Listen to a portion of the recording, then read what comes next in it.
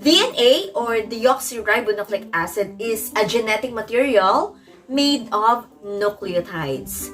In our previous lesson vlog, we learned how proteins were created through transcription, or the DNA codes are copied into mRNA, and of course, translation, mRNA into linked amino acids. However, in this lesson vlog, we want to learn how those processes can go wrong and create what we call mutations. Right. So in this lesson vlog, we will investigate a gene mutation in which there is a change in one nucleotide. Alright, so you will also determine how these changes affect the way the message is transcribed into mRNA and translated into protein. Hello my dear students, welcome back to my YouTube channel. This is me once again, Teacher Tin, your science teacher for today. So kung bago ka pa lang sa YouTube channel na ito, don't forget to subscribe, like, and hit the notification bell for more update in science.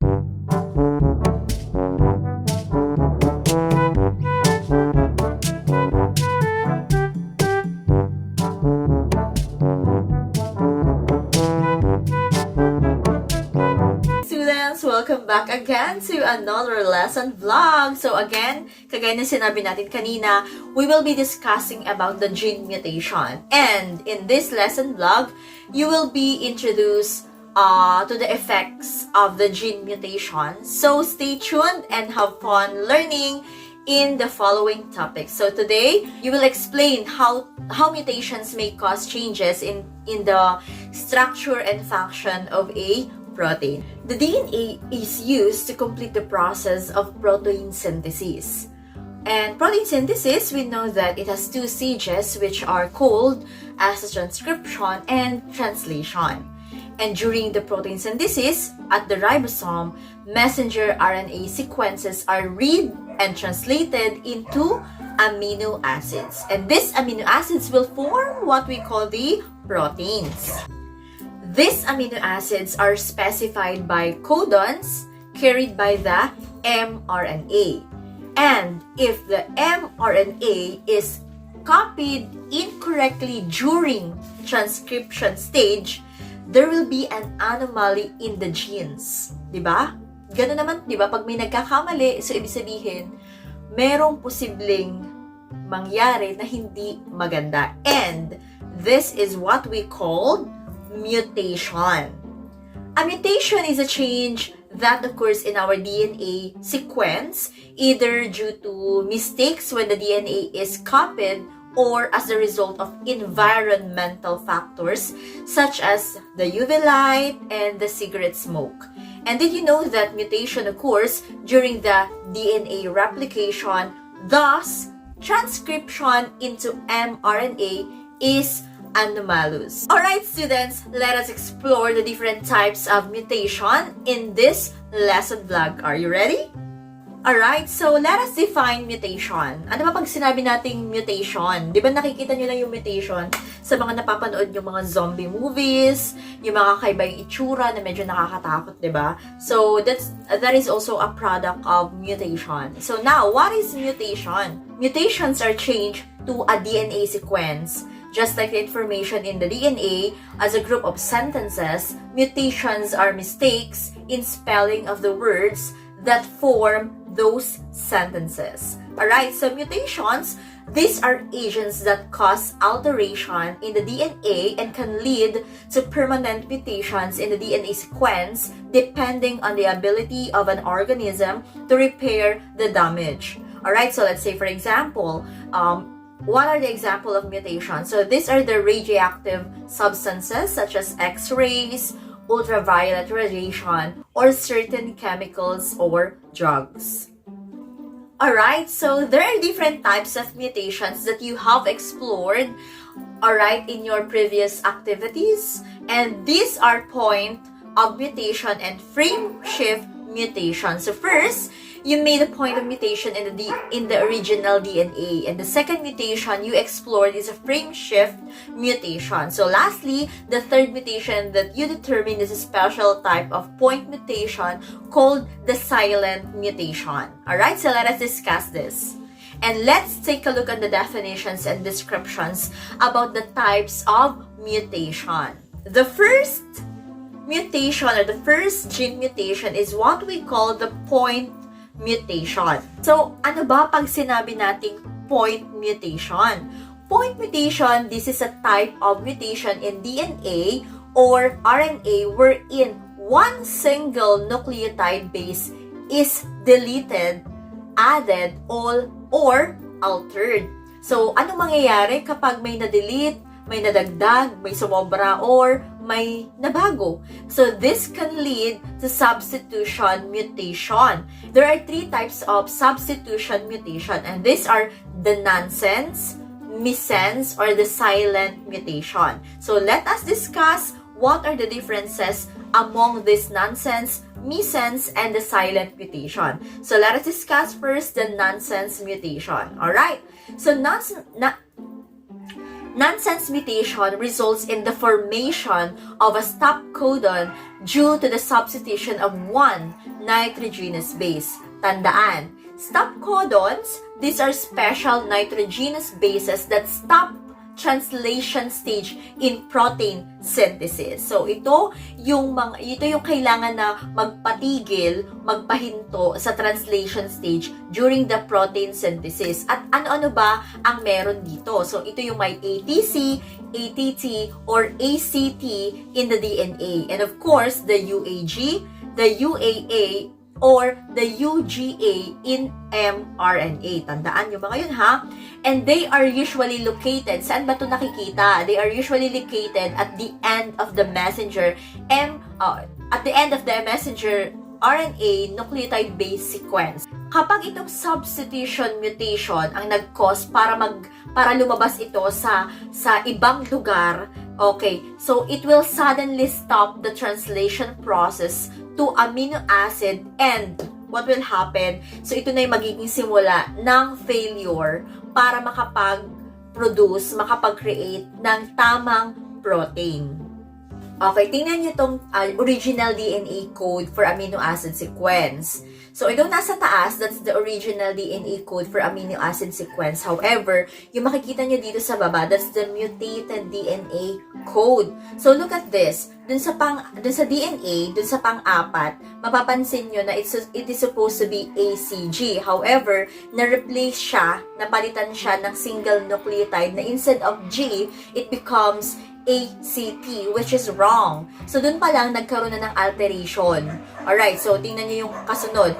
UGA, supposedly it must be UGC, but naging UGA, so nagkaroon na naman ng alteration. And then when it comes to translation RNA, instead of ACG, naging ACG. Okay, tama naman yun. Pero pagdating sa baba, supposedly, magkakaroon pa tayo ng cis, and then val, sir, and TYR. However, pagdating dun sa mutated DNA code, instead na magdire-diretso tayo sa cis, val, sir, and TYR or the TYR, nag-stop na siya. So, this is an example of incorrect sequence causes shortening of protein. So, halip na magdire-diretso siya, nag-stop na siya. So, again, there is a stopping, there's an incorrection, there's an alteration, okay, so it means there is wrong now with this sequence.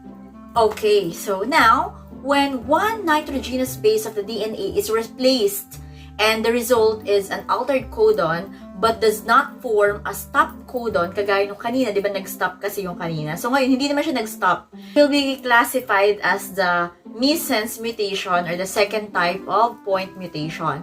So anong meron sa missense mutation? Okay, so this will create a different amino acid in protein synthesis. So let's say for example sa DNA, CAT to mRNA or the GUA to tRNA CAU, which is valine.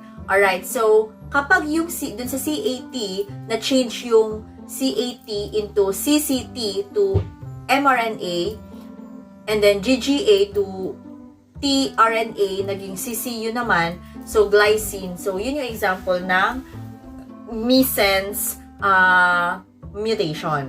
Alright, so let's take a look at this original DNA code for amino acids, and we also have this mutated DNA code. So, mapapansin nyo dito, nagkaroon ng replacement of a single nucleotide. So, dun sa original, dun sa DNA, it's CAT, pero pagdating dun sa mutated DNA, so instead of CAT, it becomes CCT. So, kung mapapansin nyo, again, there's a replacement of a single nucleotide. And dun naman sa amino acid, instead of VAL, so dun sa amino acid naman, dun sa mutated DNA, naging GLY na siya. Alright? So, ibig sabihin, this is an incorrect amino acid which may produce to malfunctioning of protein.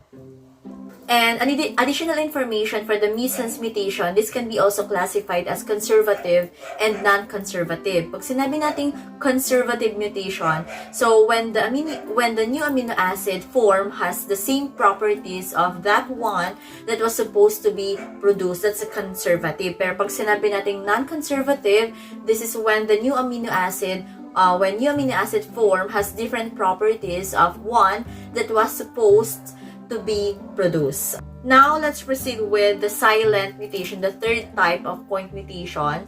So, what happens to the silent mutation? Again, silent mutation happens when the nitrogenous base is altered but the same amino acid is produced. So, always remember that there are many codons that can code for the same scenario or for the same amino acid. For example, the CGC and the GGU can both code for the glycine. So, kapag yung C, napalitan siya ng U, the same amino acid will be produced and therefore, the amino acid will not be changed. Let us now produce with the second type of mutation, which is the frameshift mutation. When it comes to frameshift mutation, it happens when the normal sequence of codons is disorganized by the insertion or deletion of one or more nitrogenous bases, given that the number of nitrogenous base is added or deleted is not a multiple of 3. So let's say for example, kapag yung isang nucleotide ay na-delete, then lahat ng mga codons after ng mutation, magkakaroon siya ng altered reading frame. So ito yung parang magli-lead, okay, para sa possible changes ng maraming amino acid na makakaapekto sa amino acid chain na syempre pinuproduce to incorporation of amino acids sa into protein. So, in contrary, when 3 nitrogenous bases are deleted or inserted, nagkakaroon ng, kumbaga, there will be no shift in codon reading frame, but there will be either an extra or missing amino acid in the protein. So therefore, frameshift mutation can lead to the abnormal protein with an improper amino acid sequence that can either longer or shorter than the normal protein. Alright, so pag-usapan naman natin yung iba't ibang kind ng chromosomal mutation. So ano nga ba yung iba't ibang type ng chromosomal mutations? So first, we have the deletion. Second, we have duplication. Yung pangatlo, meron tayong inversion. Pang-apat, insertion. And number 5, we have translocation. So, pag-usapan natin yung kaunahan, which is deletion. When it comes to deletion, kaya nga, deletion, ibig sabihin, may natanggal, may na-delete. So, this happens when a base is deleted from the nitrogen base sequence. Tingnan niyo yung example dito. Di ba, meron tayong A, B, C, D, E. And then blank, and then F, G, H. Pero tingnan nyo dun sa nangyari, nawala yung letter C. Kasi nga, na-delete. Okay? So, next, number 2. Number 2, look at this. Dun sa figure natin. Alright, what happened to CD? Okay, di ba? Na-doble. So, ang tawag naman dito ay duplication. Siyempre, pag sinabi natin duplicate, nadodoble, di ba? So, nagkakaroon siya ng copy ng another one. So, when we say duplication, it occurs when a part of the chromosome is copied, duplicated, too many times. So, this type of chromosomal change results in extra copies of genetic material from the duplicated segment. Alright? Next, number 3. Look at this figure. What happens to CD? Okay, di ba? Nagkapalit sila ng pwesto. Ang tawag naman dito ay inversion. Sa inversion, when a segment of chromosome is reversed end-to-end, nagkakapalitan ng pwesto. So, inversion ang tawag doon. Next, let us have the fourth one. Look at this example. So, ano nangyari sa BCD? What happened? Alright. So, parang nagkaroon ng... Okay, di ba dapat A, B, C, D, E? So, what happens? A, B, C, D, B, E. So, naulit yung B. So, instead na ina ang kasunod, bakit nagkaroon ng B? Ang tawag dito ay insertion. Ang nangyayari, may nai-insert na nucleotide dun sa mga base pair. So, ang tawag natin sa insertion, this is the addition of one or more nucleotide base pairs into a DNA sequence. And number 5, look at this. Tingnan nyo ang nangyari dun sa Y and Z. Alright, so ano nangyari? Okay, so para silang nagkakapalitan ng pwesto. So, instead of A, B, C, D, E, F, G, H, what happened? So, nangyari yung W and X pumunta sa unahan, naging W, X, A, B, C, D, E, F, G, H. So, ang tawag dito ay translocation. So, segments of 2 chromosomes are exchanged. The question is, what happens when a person has mutated genes? Ano nga ba nangyayari sa mga tao kapag yung genes nila ay mutated? Alright, so this can lead to inherited genes. And one of the most common disorders is the sickle cell anemia. Alright? So what happens? Ano bang meron sa sickle cell anemia? So this type of anemia is caused by a recessive disorder through a single substitution mutation in the gene that is responsible for hemoglobin production. So nagiging anemic. Ano ba yung hemoglobin? So yung hemoglobin naririnig natin when it comes to blood, 'di ba? So hemoglobin is known for carrying oxygen in the blood, and in a normal gene, glutamic acid is formed in the chain. But when the amino acid valine substitutes glutamic acid, so this leads in the production of the sickle-shaped blood cells, and these cells cannot properly carry oxygen. Hindi nila kayang magdala ng oxygen normally into the proper place. So sickle cell anemia symptoms are, ano ba yung mga nararamdaman kapag meron kang sickle cell anemia? So first, syempre, anemic ka. May anemia, pain, crisis, and frequent infections.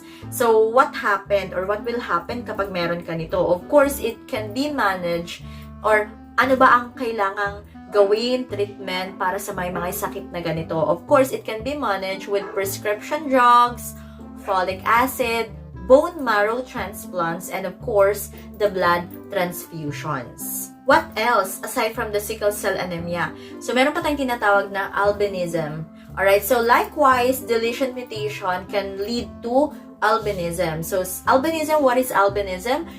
Albinism, specifically type 1, oculocutaneous albinism is an autosomal recessive disorder in which formation of melanin is reduced or absent in skin, hair, eyes, due to the lack of activity of tyrosinase. Alright, so this is caused by the deletion of the tyrosinase gene. So these are some of the example of albinism. And another one is the cystic fibrosis, or the CF, and it is a recessive inherited disorder. Although there are many different mutations that can cause cystic fibrosis, however, deletion mutation is the most common cause of this inherited disorder, which is the cystic fibrosis, and it can affect, or it affects the cystic fibrosis transmembrane conductance regulator, or the CFTR gene that can lead to the deletion of amino acid phenylalanine. Okay, and this causes an incorrect protein. Ano pa? So, may nakikita ba kayong parang ganito? So, ang tawag dito ay may Down syndrome, or the trisomy 21. So, this is related with slight retardation of cognitive ability, and it is also characterized with impairment of physical growth, body, and facial features. Alright, so Down syndrome, this is caused by translocation during meiosis that transfers most chromosome 21. Okay, showing that there are 3 chromosomes into or onto the chromosome 14. Alright, so this is the end of our lesson vlog for today's video. So kung meron kayong gustong i-discuss ulit natin for the next video lesson, pero syempre, ang isusunod natin after nito ay Module 6 na kasi Module 5 na tayo. Alright, so thank you for watching this video and thank you for all who subscribe in this lesson vlog and to those who watch until the end. So kindly leave your comment below kung may naintindihan kayo at may naunawaan kayo at may gusto kayong sabihin sa akin, babasahin natin yan. Thank you so much and have a good day. This is me once again, Teacher Tin, your science teacher for today. Bye! And again, if you're new to this lesson vlog, if you are new to this YouTube channel, don't forget to subscribe, like, and hit the notification bell for more updates in Science Land.